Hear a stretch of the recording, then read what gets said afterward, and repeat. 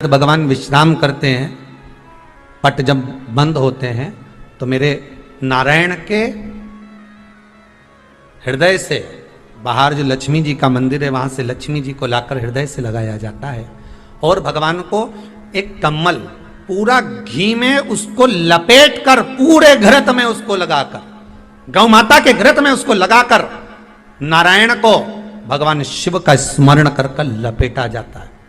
भगवान नारायण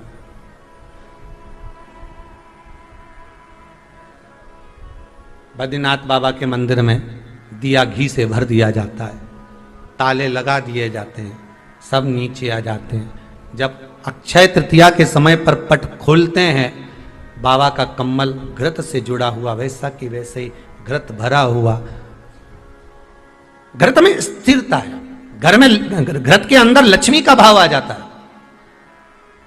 हमारे यहाँ हिंदू धर्म में बहुत सुंदर बात कही जाती थी पहले, आजकल जमाने में कहते कि नहीं कहते मालूम नहीं, पर मारवाड़ के अंदर एक रीति थी। घर के अंदर रसोई घर में एक इतनी बड़ी कुल्हड़ होती थी जिसमें घी भरा होता था, छोटी सी चम्मच होती थी, उसमें पूरे घर का घी खाली हो जाए पर उस कुल्हड़ का घी खाली नहीं होना चाहिए।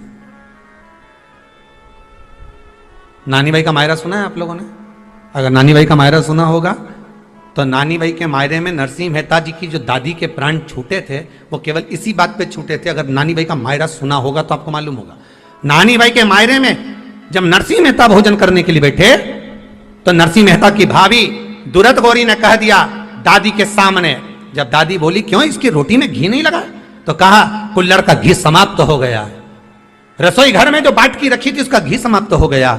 जय कुंवर भाई को चिंता लग गई, आंखों से अश्रु बहने लगे और जय कुंवर भाई नरसिंह मेहता की दादी प्राणों को छोड़ दी कि मेरे रसोई घर का घी समाप्त हो गया, मतलब ये घर अब बर्बाद होने में देरी नहीं लगेगी।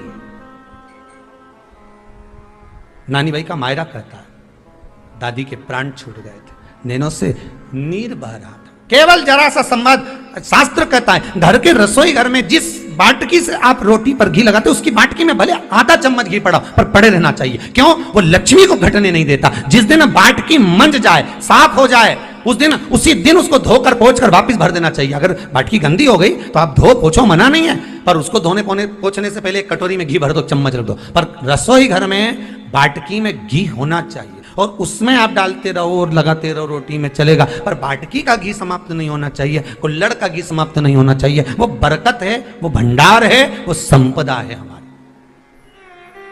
घृत वैभव देता है, घृत वैभव प्रदान कर,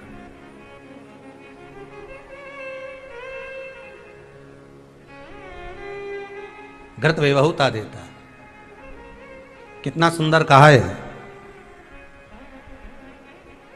शंकर भगवान के शिवलिंग पर घृत चढ़ाने के बाद आपने दही चढ़ाया शिव जी को, ठीक है, आपने दूध चढ़ाया, जल चढ़ाया, दही चढ़ाया, शहद चढ़ाया, शक्कर चढ़ाई, मिष्ठान चढ़ाया, जो भी आप शिव जी को चढ़ा रहे हो उसमें से केवल एक पदार्थ, एक वस्तु, घी, शंकर के शिवलिंग पर चढ़ाने के बाद में उसी शिवलिंग का घृत, जहां शिवलिंग रखा हुआ है, शिवलिंग जहां रखा रहता है उस कटी पर उस घृत से हस्त फेर देना चाहिए अपनी मनोकामना कर कर।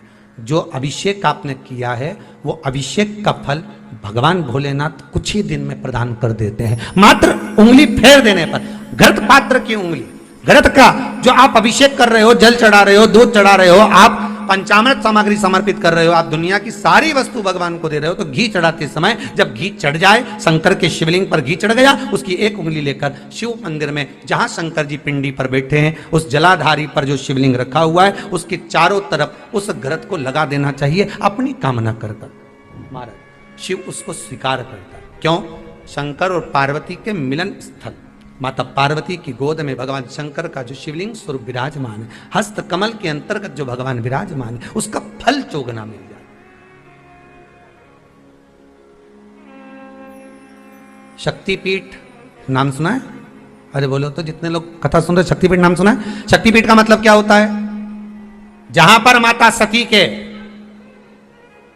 अंग के टुकड़े होकर गिर पड़े वो शक्तिपीठ के रूप में निर्मित हो गए। तो जितनी भी शक्तिपीठ होती है उन शक्तिपीठ में आप लड्डू चढ़ाएं, पेड़ा चढ़ाएं, वस्त्र चढ़ाएं, आभूषण चढ़ाएं, सोना चढ़ाएं, चांदी चढ़ाएं, मुद्रा चढ़ाएं, आपकी मर्जी पड़े करोड़ों रुपए चढ़ाएं, मना नहीं है।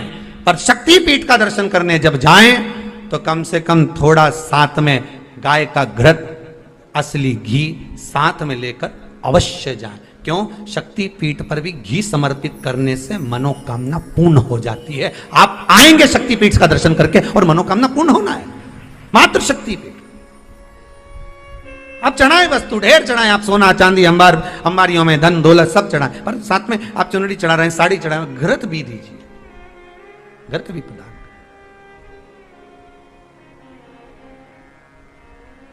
घृत का दान मूल है।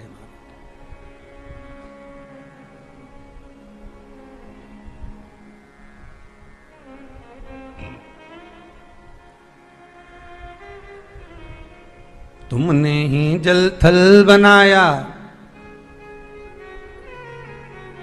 सभी तुम्हारी माया छाया।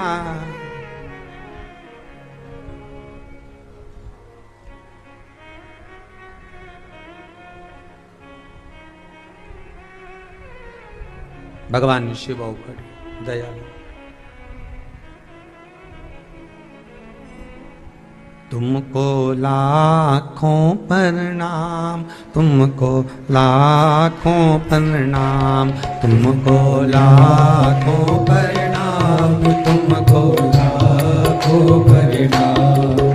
शिव शंकर भोले भाले, शिव शंकर भोले भाले, माँ गौरा के घर वाले, माँ गौरा के घर वाले।